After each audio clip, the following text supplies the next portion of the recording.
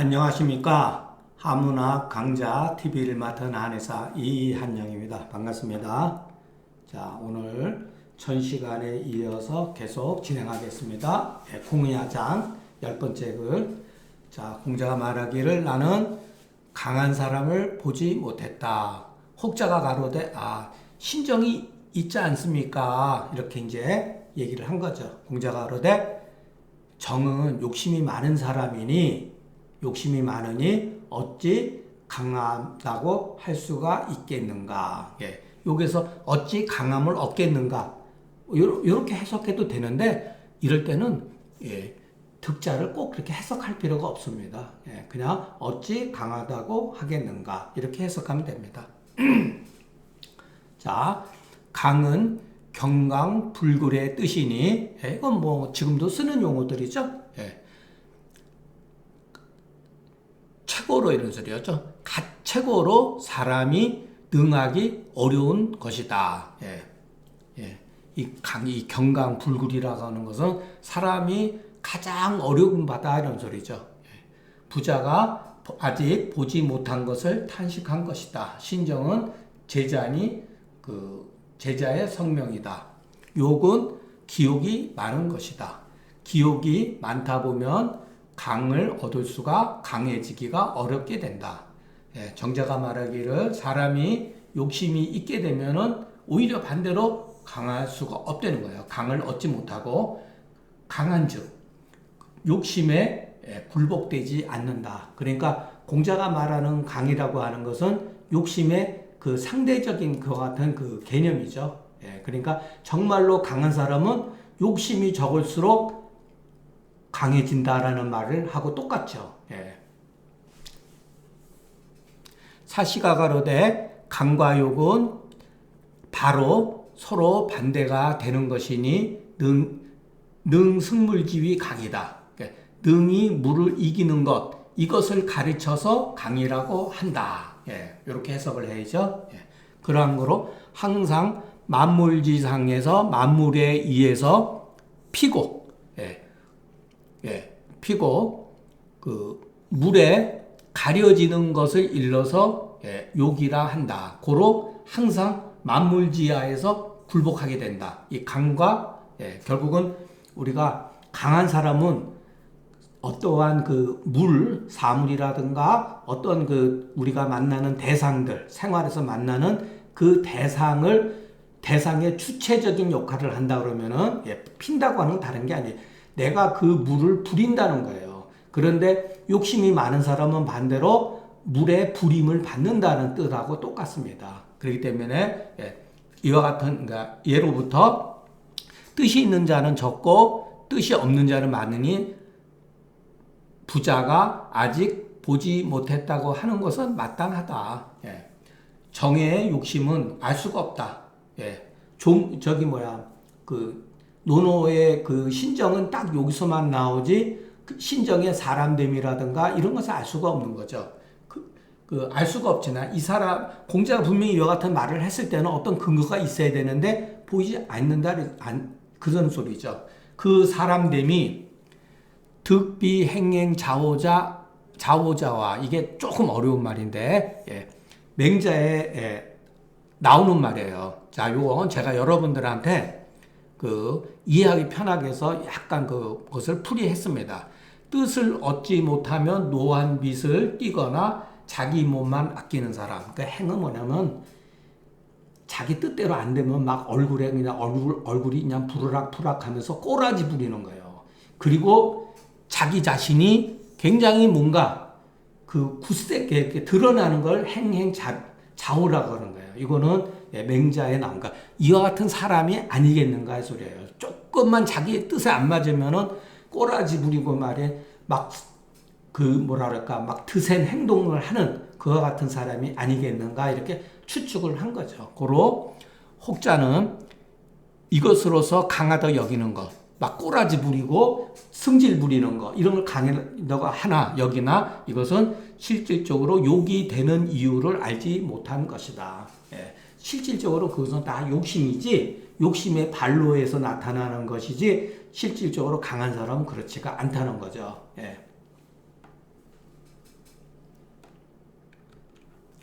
자공이 말하기를 나는 다른 사람이 나한테 요게 요즘 말하면 능멸이에요. 능욕, 업신여기는 거. 다른 사람이 나한테 업신여기는 것을 바라지 않는 것을 나 또한 다른 사람한테 더하지 않겠다. 이렇게 된 문자를 때 사야 이것은 네가 말한 것은 네가 미칠 수 있는 바가 아니다. 예. 고주에서는 이 가를 능욕으로 했습니다. 근데 현실적으로 이게 더 와닿아요. 그러니까 다른 사람이 나한테 더하기를 바라지 않는 것을 나 또한 다른 사람을 더하지 않는다. 그러면 누군가 우리한테, 우리 각자 개인한테 꼭 능욕은 아니다 하더라도 업신여기거나 모욕적인 말 같은 게 있을 수가 있죠. 예. 그러니까 모욕적인 행동이나 말을 내가 다른 사람한테 바라지 아니한 것을 마찬가지로 나 또한 다른 사람한테 모욕적인 말이나 행동을 하지 않겠다. 이런 말을 딱 한 거예요. 근데 공자가 사야 그것은 네가 아직 미칠 바가 아니다. 자공이 말하기를 내가 다른 사람이 나한테 나에게 행하기를 바라지 않는 일을 나 또한 이것으로서 다른 사람한테 가하지 않기를 바란다고 하니 이것은 인자의 일이니 자 명강을 기대하지 않는 거로 이게 뭐냐면 뭐뭐 하겠습니다라는 뜻이 명강이에요. 그러니까 뜻이 있다는 거예요. 예. 근데 인자의 일이라고 네가 말하는 것은 인자의 일이기 때문에 내가 애써서 그렇게 하겠다는 의지로서 되는 게 아니라는 거예요. 그래서 부자가 뭐라 하겠냐면은 자공이 미칠 바 아닌 것으로 여긴 것이다. 정자가 그러되 이거는 여러분이 생각할 때 너무 이렇게 정자가 이렇게 새롭게 뭐랄까 조금 더 면밀하게 분석해 놓고 우리한테 그 차이점을 얘기해 놓은 거는 좋은데 여러분 우리가 처음에 글을 공부할 때는 이렇게 정자처럼 정확하게 할 수가 없어요. 그러니까 우리가 와닿는 느낌으로 먼저 해석을 하는 게 좋다고 봅니다. 그러다 보면은 왜 정자가 이런 식으로 얘기했는가를 우리가 점차적으로 공부가 조금씩 쌓이게 되고 눈이 띄어 물리가 나기 시작하면은 그때 비로소 정자의 말이 와닿는 것이지 무조건 하고 우리가 처음서부터 정자의 말이라든가 이게 왜 뭐가 어려워서 공자는 허락하지 않았을까 이렇게 생각할 수도 있잖아요. 근데 거기에 대해서 정자는 뭐냐면 내가 다른 사람이 나한테 더하지 않는 것을 바라는 것은 더하기를 바라지 않는 것을 나 또한 다른 사람한테 더하지 않기를 바라는 것은 인이요. 자, 시적이 불언을 나 자신한테 시행해보고 이거는 문제가 있다. 원하지 않는 것을 또한 다른 사람한테 베풀지 않는 것은 서에 해당되는 거다. 그렇기 때문에 서인즉 자공이 허 능이 힘쓸 수가 있지만 인인즉 미칠 바가 아니다. 정자가 이런 식으로 풀이를 해놓은 거예요.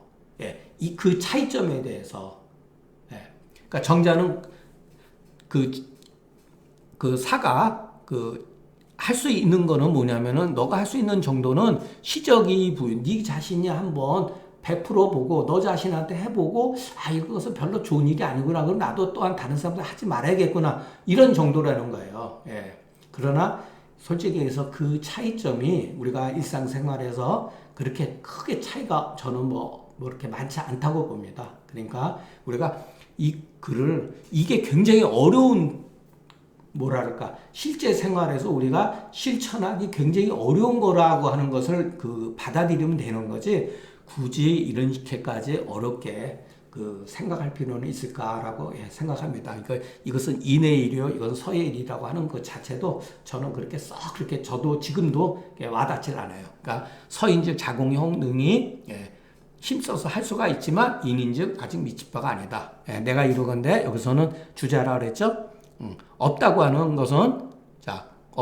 것은 자연히 그렇게 되는 것이다. 무리라고 하는 건 금지다.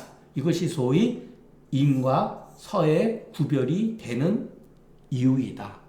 조건이다. 이렇게 보면 됩니다. 그러니까 자공인은 금지, 뭔가 이렇게 자기 자신을 통제하고 뜻을 갖고 억누르고 이러는 거는 할 수가 있지만 자연스럽게 그렇게까지는 아직 경지에 도달되지 못했다라는 뜻이라고 보여집니다. 자공이 말하기를 부자의 문장은 가히 들었지만은 부자가 성과 천도를 말하는 것을 아직 듣지 못했습니다. 이렇게 얘기한 거예요. 이게 자공이 굉장히 놀라운 발전이라고 합니다. 자, 제가 그랬죠? 문장이라는 게 뭐죠? 글 짓는 게 문장이 아니라 그랬잖아요. 그것은 하나의 아주 단편적인 건데 현대에는 문장이라고 하는 것은 일종의 글 쓰는 거잖아요. 공자는 글 쓴 적이 없다니까요. 그러면 이게 뭐냐? 이건 주자가 참 표현을 잘했습니다. 자, 제가 여러 번 여러분들한테 무는 꼭 글을 말하는 게 아니다. 현상이다. 어떠한 것이 어떠한 본질이 외부적으로 드러나는 현상이다 이렇게 했잖아요. 그러니까 문장은 여기서 뭐냐면 공자가 덕이 바깥으로 드러난 것이니 그게 뭐냐? 위유문사가 바로 이것이다. 공자의 언행 같은 것들. 이게 다 공자의 문장인 거예요. 언행이라든가. 어떤 말을 집문하면 거기에 대해서 아주 매우 합리적인 말. 그러니까 제자들도 당대에 아주 뛰어난 그 수재들이고 영재들인데 공자 한마디 툭툭 던져놓으면 이게 완전히 새로운 세계, 자기들이 몰랐던 세계를 툭툭 던져냈잖아요. 바로 그게 위문사라는 거예요. 그러니까 자공이 그만큼 공자를 따라다니면서 이것은 가히 들었지만은 부자가 일찍이 성과 천도를 말하는 것을 들어보지 못했다는 거예요. 성자는 사람이 받은 바의 천리요, 천도는 천리의 자연의 본체다. 이것도 또 전형적으로 주자적인 해석이에요. 성리학적 해석이다. 성리학적 해석이다. 그러니까 정말로 이 공자하고 자공이 주고받은 성과 천도라는 게 주자가 말한 바에 이런 것이냐? 그 실은 하나다, 똑같은 이치다라고 한 것과 같은 뜻이냐? 그렇지 않다는 거죠. 이것은 당연히 주자의 해석하기예요. 여러분 그거를 착각하면 되고 또 지나가는 김에 이 문제 때문에 주자 철학이 나중에 일부 조선 중기 후기로 넘어가면서 사대부들한테 실학에 대해서 주자학을 약간 공박하는 그런 문제가 생겼을 때 반대적인 입장에서 주자학을 옹호하는 사람 입장에서는 뭐라 그랬냐면은 주자가 언제 허학을 얘기했느냐 그 얘기를 했어요. 그런데 실질적으로 자공같이 정말로 당대의 최고가는 뛰어난 인재들도 성과 천도를 알지 못했다는 거예요. 그런데 조선시대에는 3살, 5살 되면서 천리를 운운하고 천도를 운운했다는 거예요. 어렸을 적부터. 이 문제가 있는 거죠. 그러니까 말하자면 부자의 문장은 날로 바깥으로 드러나서 진실로 학자가 누구나 똑같이 들은 바이나 성과 천도에 이르러서는 부자가 드물게 말했다. 요 뒤에 가면 나와요. 부자가 한언제했다. 거의 말씀을 안 했었다는 거예요. 말씀하지 않아서 학자들이 듣지 못한 경우가 있었다. 대체로 공자의 문화에서 가르칠 때 엽등하지 아니해서, 엽등이라는 단계를 뛰어넘는 걸 엽등이라고 그래요. 아주 나쁜 거를 얘기를 해요. 공부를 건너 뛰어넘어간다든가, 수학도 안 읽은 사람한테, 수학 대학도 기본적으로 공부도 안 한 사람한테 주역을 가르친다든가, 그거 다 잘못된 거죠. 그런데 사람 심리가 이상해요, 여러분. 노노맹자 공부하자 그러면 안 하는데 주역 공부하자 그러면 구름대처럼 몰려들어요. 그거 나쁜 사람들이에요, 여러분. 여러분은 속이는 거예요. 노노맹자 자체가 주역의 실이에요, 실.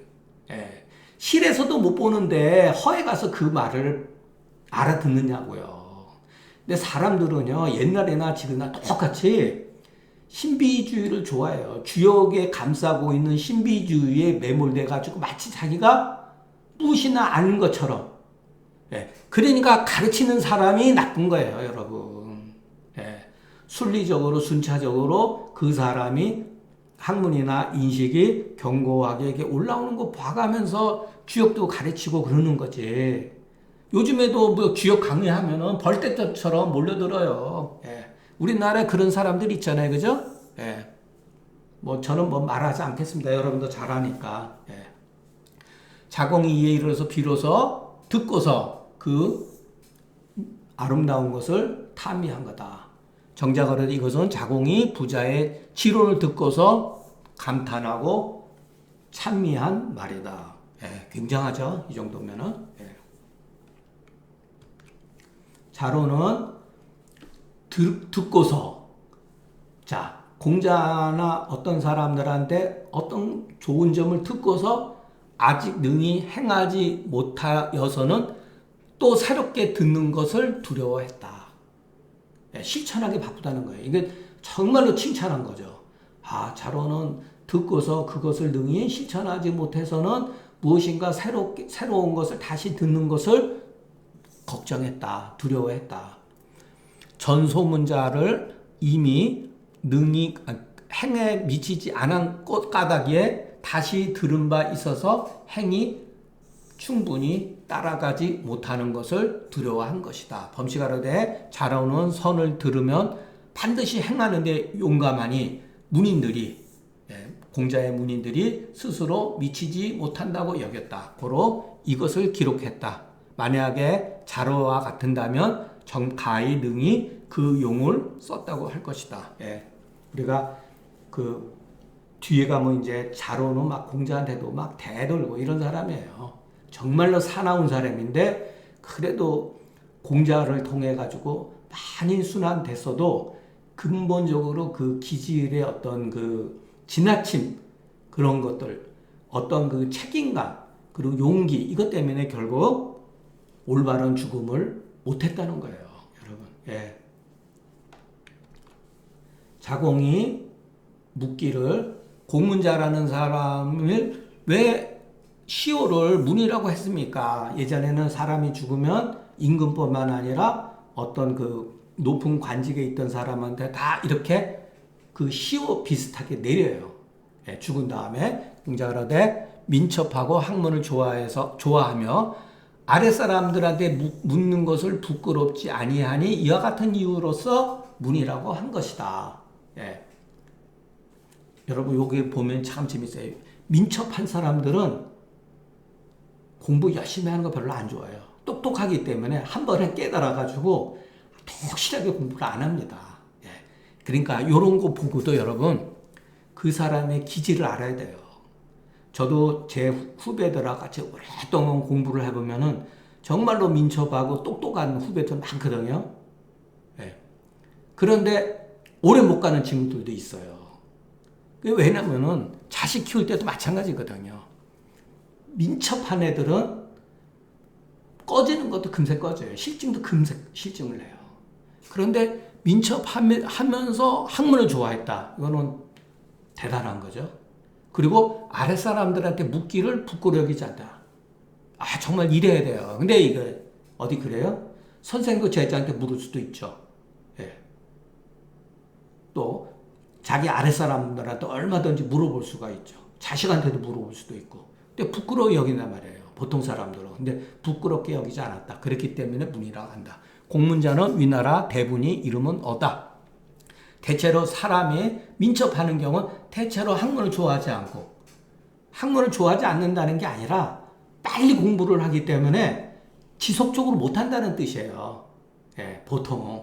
그러니까 위가 높은 사람은 벼슬이 높은 사람은 아랫사람한테 묻는 거를 대체로 부끄러워 여긴다. 고로 시법에 그 근학, 호문으로 보통 문이라고 썼다는 거예요. 그렇기 때문에 거기다가 준 거지 이 사람이 굉장히 뛰어나서 준 게 아니라는 거예요. 그러나 이것 또한 대체로 사람이 어려운 바다. 이게 쉽지는 않은 거죠. 공어가 시의 그 시를 얻는데 시의 그 문을 얻은 것은 이 때문이다. 예. 근데 소시가 가로되 자 이게 이제 어려운 거래요. 논어에서 이 역사적인 문제가 여기 나오면은 여러분들은 요게 논어 각주에 보면은 요것도 다 나와 있습니다. 그러나 이것은 원래 춘추 자전에서 나온 거기 때문에 이것은 여러분들이 뭐 이렇게 그 뭐랄까 번역본이라든가 이런 거 봐도 납득이 잘 안 갈 수가 있어요. 예, 제가 일단은 간단하게 하겠습니다. 공문자가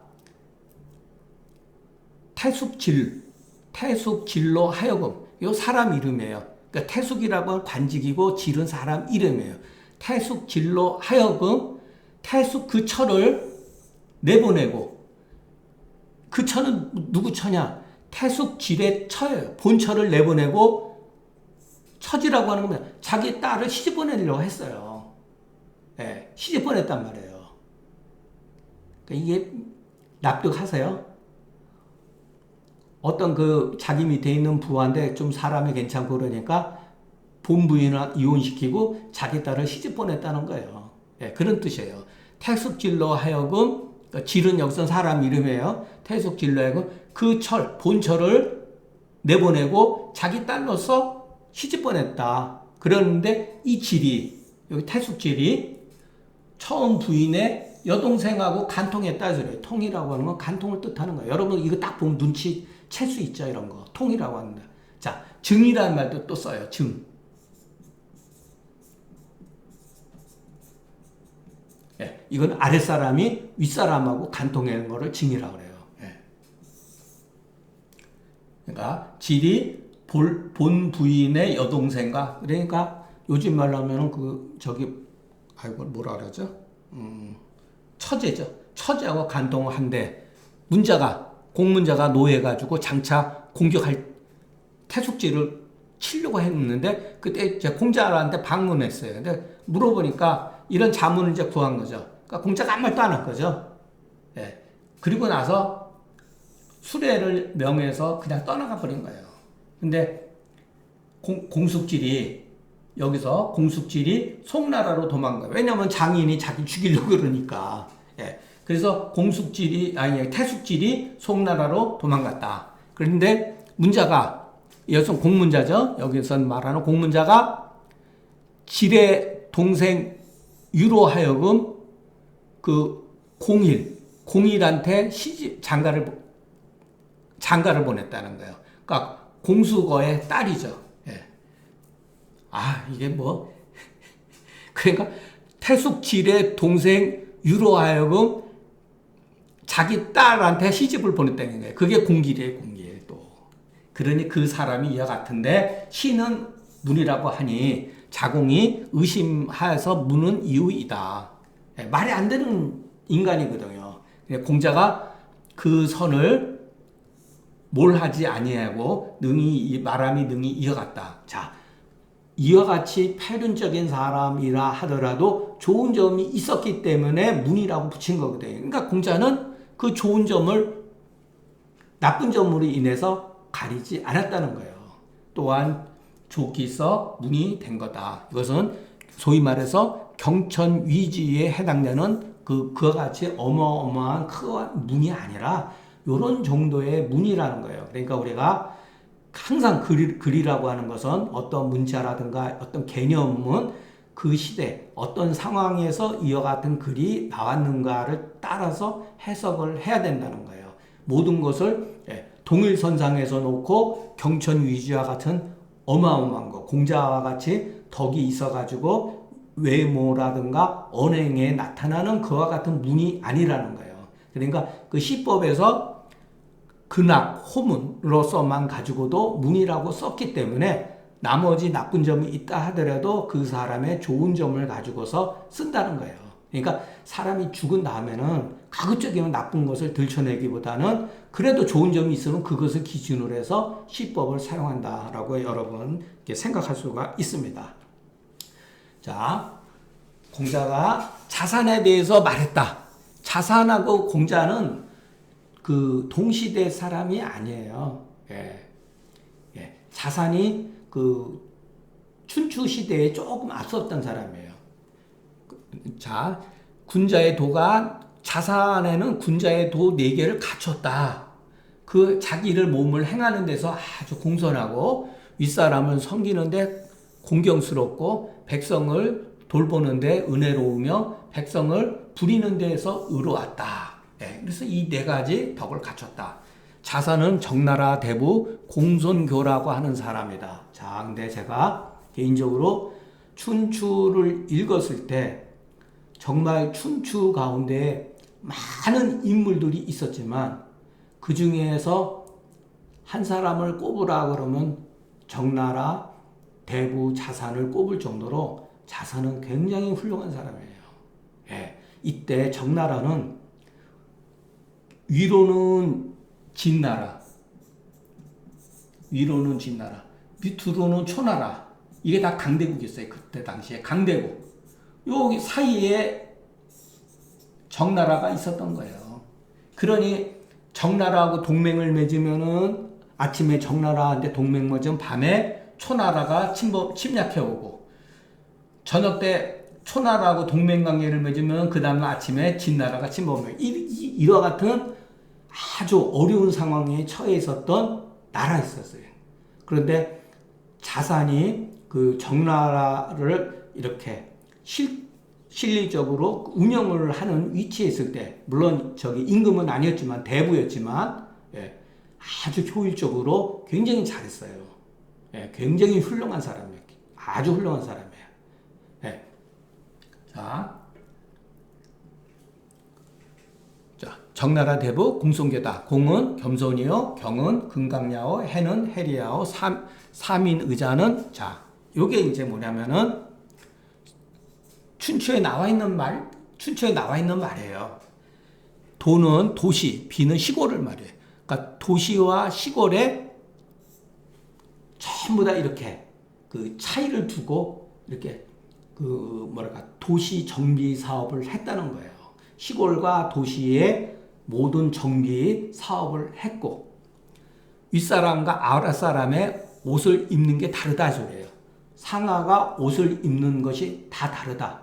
그러니까 요즘에 말하면은 위치 지위에 따라서, 계급에 따라서 그 사람들이 어떤 행하는 것 또는 먹는 것, 입는 것, 그것이 조금씩 차이가 다 있었다는 거예요. 여기에 대한 규칙을 정한 거예요. 그리고 밭에는 봉과 혁을 두었다. 요즘에 말하면 이제 그 밭에 가면은 물 대는 것이라든가 밭도둑을 이렇게 올린다든가 그러는 거죠. 예. 여정에는 그 집과 마을에는 오라고 하는 건 뭐냐면은 이거는 옛날서부터 고대 사업부터 있었던 거예요. 5가구를 한 단위로 삼은 거예요. 한 단위로. 그래서 거기에는 좋은 의도도 있고 또 문제점도 있어요. 감시하는 그런 것도 있고 어떻게 공동체로 해가지고 나라를, 지역을 효율적으로 다스리기 위해서 그런 거예요. 나중에 전국시대 때 상항도 이 법을 그대로 썼어요. 상항은 이것을 보다도 감시체제까지 동원해가지고, 지금 이북 같은 데서 공산주의에서도 5호 담당제라는 게 있잖아요. 이 바로 그게요, 여러분. 그렇게 생각하면 돼. 물론 이 당시에는 무슨 감시하거나 그런 게 아니라 어려운 일이 있으면 서로 돕고, 어떤 문제가 발생이 되면 거기 지역 관아에 갖다 신고하고, 이런 단위로 5개가 또 모여서 또 뭐가 되고, 또 그 모인 게 또 몇 개가 모이면 또 뭐가 되고, 이게 전부 다 요즘에도 말하면은 우리가 예를 들어서 지역을 무슨 도, 무슨 군, 은, 단위로 쭉 나가잖아요. 일종의 가장 기초적인 단위예요. 이와 같은 유다. 오시가로되 그 수를 헤아려서, 자, 공자가 간혹가다가 이런 경우 있어요. 어떤 일을 헤아려가지고 꾸짖는 것은 그 사람이 좋은 바가 많은 경우다. 마치 장문중에 대해서, 장문중은 불인한 것이 3가지요, 부지한 것이 3가지, 바로 이거다. 장문중은 굉장히 노나라 대부 있는데 비교적 굉장히 훌륭한 사람이에요. 그런데 공자가 이런 말을 했어요. 장문중은 나쁜 점이, 불인한 점이 3가지고 부지한 점이 3가지다. 이것은 뭐냐면 그 일을 헤아려서 꾸짖는 경우는 알고 보면 사실은 그 사람이 좋은 면이 많다는 거예요. 또 반대로 그 일을 헤아려서 칭찬하는 경우도 있다. 그것은 그 사람이 아직 미진한 바가 있다 이 소리예요. 그래서 자산에는 곤자의 덕이 3가지가 있다는 건 바로 이것이다. 근데 저는 이게 참 멋있어요, 여러분. 이 말이에요. 이제 혹자들은 한 말 가지고 한 사람을 다 덮어버려요. 네. 요즘에 말하면은 그 사람이 어떤 말을 했다 그래가지고 그 사람을 규정해버린다 이 소리예요. 또 어떠한 한 가지 일 가지고서 한 시대를 다 이렇게 귀결져 버리는 거. 이것은 옳지 않다는 거죠. 이거는 정말 굉장히 멋진 이야기입니다. 그래서 제가 그 중경서 독법이나 금기록을 쓸 때 이 말을 굉장히 많이 이용을 했어요. 언제 이용했냐? 맥 가지고. 하나의 맥으로서 하나의 병독을 논하면 안 된다. 하나의 증상으로서 하나의 맥을 규정해서도 안 된다. 이런 식으로 제가 썼잖아요. 바로 이런 거에서 힌트를 얻은 거예요. 자, 이런 말은 조금 생각해 볼 필요가 있습니다. 자, 그렇다고 자산이 공자가 봤을 때는 다소 미진한 바가 있지만은 실질적으로 나중에 춘추 자전을 읽어서 자산이 나오는 데 보면요. 굉장해요. 덕이 있는 사람이에요, 자산은. 자, 우리가 역사책을 볼 때 어떤 경우는 역사가 내용이 풍부하고 좋은 내용과 후세 사람들로 하여금 이렇게 경각심을 불어일으키는 말들이 쫙 나오는 경우가 있어요. 어떨 때는 막 질이 멸렬해가지고 도저히 이렇게 재미있게 보거나 덕이 되는 경우가 없어요. 그러니까 우리가 통감이라든가, 저는 뭐 통감 다 읽은 건 아니라 통감 강목, 조료는 읽었기 때문에, 한 3번 읽었기 때문에 그걸 아는데, 한나라가 망하고 나서 위진남북조 시대에 들어가서 한 400년 동안은 완전히 중국 문화가 지리멸렬되고, 한나라가 일어났다 한나라가 망하고, 이것이 30년, 40년, 50년 동안 반복되는 거예요. 그렇기 때문에 뛰어난 정치 지도자가 별로 없었어요. 근데 훌륭한 사람이 나오면은 그 부분에 대해서는 좋은 글들이 쫙 나와요. 우리가 그것을 보면은 춘추 자전에 있다 보면은 어떤 부분은 막 지리하게 나가다 어떤 훌륭한 사람이 나오면은 이 정말로 소위 명문에 해당되는 글들이 쭉 나와요. 대표적으로 자산이 그와 같은 경우라는 것을 우리가 알 수가 있습니다. 그러나 이 오씨가 말하는 것은 굉장히 타당한 거고, 맹자에 우리가 읽을 때 맹자가 자산을 다소 업신여긴 말을 한 게 있어요. 자산에 대해서 맹자가, 그것은 그만큼 자산이 또 한편으로 훌륭한 면이 있었다라는 걸 반드시 염두에 두셔야지, 이것을 일방적으로 생각하면 안 된다는 거. 이 오씨의 말은 정말 새겨들을 만합니다. 오늘 강의는 여기서 마치겠습니다. 경청해 주셔서 감사합니다.